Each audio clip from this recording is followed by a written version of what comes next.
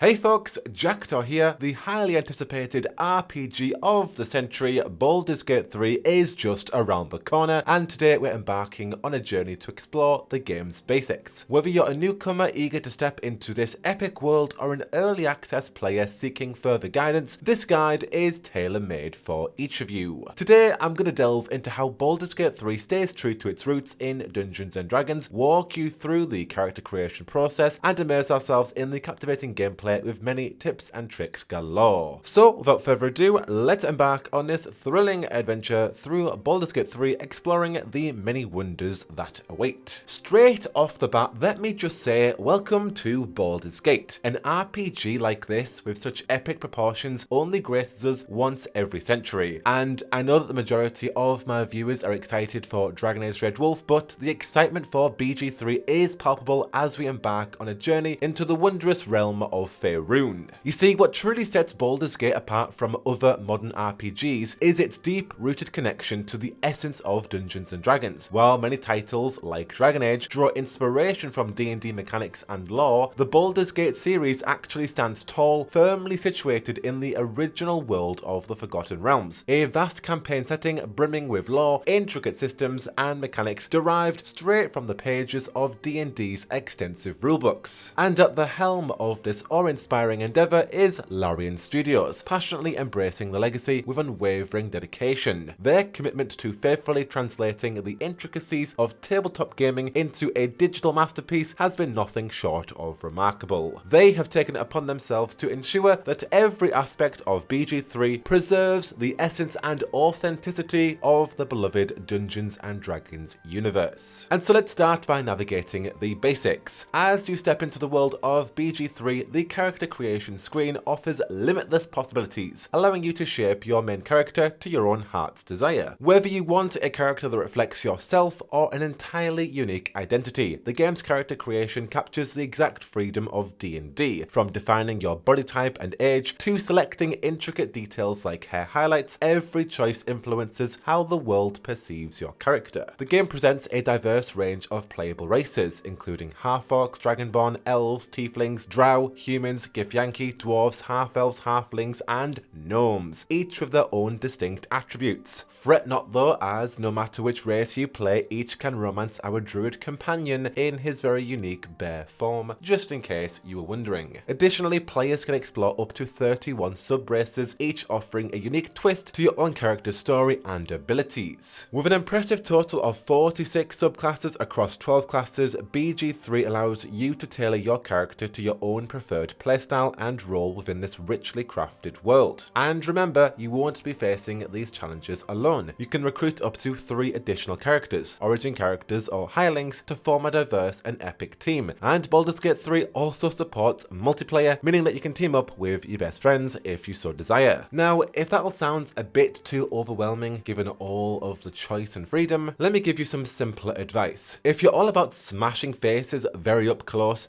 go for the half-orc barbarian or a shield dwarf for pure fun. They're simple to grasp, boast massive health boosts, and deal out jaw-dropping damage. For those who prefer flinging spells from a distance, the wizard is your go-to, with a vast array of spells available to play around with and loads of spell slots. If you're after an easy breezy experience, embrace your inner human fighter, wielding all weapons and armor with a beefy health pool, multiple attacks, and minimal spell fuss. Feeling a bit more whimsical? Try out the Druid and delve into the world of creature shapeshifting and control. They might be a tad more complex, but it's a refreshing twist for your usual RPG fare. And for a bit more extra flair, give the Wood Elf a shot. Now equally, if you feel like you're going to go down one subclass route and you're not completely sure you're going to enjoy it, Larian Studios does allow respecking. So play around with as many subclasses as you want. But remember, you can't change your class. So do pick a class that suits your preferred playstyle, considering the race that you're going to pick and the abilities that that race kind of coincides with. Now, if that all sounds a bit too much and there's too much freedom and too much customization, if you would like a focused, preset playthrough, you can choose to play as an origin character, unlocking new avenues and enriching the game's lore in many different captivating ways. This way, you're playing as a set character with a set class, with set attributes, and a set appearance, from the high half-elf trickery cleric Shadowheart Bart to Gale the Wizard. These characters offer a more tailor-made experience, and as another example, this one has a bit more freedom, but we have the enigmatic Dark Urge offering a thrilling, very menacing alternate playstyle. Fully customizable and ready to embrace your darker side if you're up for that. This playstyle offers many more vilified options, so tread lightly unless you want to go for a full-on villain on your first playthrough. Now, whatever type of character you create, whichever path you choose, Larian emphasizes that your decisions have narrative depth and real consequences, shaping quests and stories throughout your adventure. The world of BG3 awaits, ready for you to create your legend specifically to your playstyle and explore the vast possibility it holds. Let's delve into BG3's immersive gameplay. Baldur's Gate 3 offers players with an expansive and liberating gameplay experience quite reminiscent of the acclaimed Divinity Original Sin 2. Now, the combat system in BG3 is a standout feature in its own right, offering fast-paced and rewarding turn-based battles. Drawing inspiration from the direct rules of D&D, of course, the game's system-driven approach allows for a diverse range of strategies in personal and party adventures, resulting in a rich and evolving gameplay experience as the story progresses. Haven't witnessed it myself, but I've heard many reviewers and YouTubers say that the combat gets even better the further you get in the game. Now, during combat, each character has an action and a bonus action per turn. Actions are utilized for attacks and spellcasting, while bonus actions handle actions like using potions or hiding. Some classes possess extra actions or bonus actions, adding further depth and versatility to combat encounters. Success in battles hinge on wise resource management, including feats, subclasses, and potions that provide additional actions or bonuses. For instance, Shove is a bonus action accessible to all types of characters and can be a lifesaver in close quarter encounters by allowing you to push enemies off a cliff or into dangerous terrain. The maximum level attainable is 12, and players should be mindful not to rush through the game as leveling significantly slows down after a certain point. Experience points can be earned through completing quests, engaging in dialogue, and participating in combat. If you're looking to level up more quickly, you should actively seek out more fights. Key power spikes occur at level 4, 5, and 11, where players will gain access to new abilities and spells. At level 4, you will face a crucial choice between a straightforward ability boost or a powerful feat, which might be more complex but offers substantial power, especially if you are creating a particular build. It's wise to respect your choices and experiment wisely to achieve the best results. Make sure that you're always manipulating terrain to the best of your advantage during battles. Utilizing elements like grease, explosive barrels, or wet ground strategically can significantly influence the outcome of any skirmish. Beyond combat, exploration is a critical aspect of BG3, and you can unlock new areas and discover valuable loot by equipping yourself with essential tools like lockpicks and shovels to overcome obstacles. Light sources such as torches or spells are essential for navigating dark areas, unless you do have dark vision. Additionally, and this is a big one, being attentive to perception checks during exploration can reveal hidden traps, secret paths, or opportunities for loot and stories. Make sure you are constantly checking those perception checks as they roll on while you explore. You never know when you're going to find out some really cool armor that was hidden behind a rock that you couldn't have seen if you'd scouted out differently. Equally, stealth has become a game changer in BG3. It offers combat advantages, of course, but also opportunities for pickpocketing and stealing. On PC, you can enter stealth mode by pressing C, and a red grid will indicate NPC attention, which should be avoided to remain hidden. By carefully managing your movement, you can dodge risky situations and even employ clever tactics like putting your entire party in stealth mode to gain the upper hand in certain fights. Archers with stealth proficiency can be utilized to pick off targets from a distance, providing a tactical advantage. Moreover, taking high positions on the battlefield can also improve hit chances, especially against melee opponents. Embracing stealth can help you transform your character into the ultimate sneak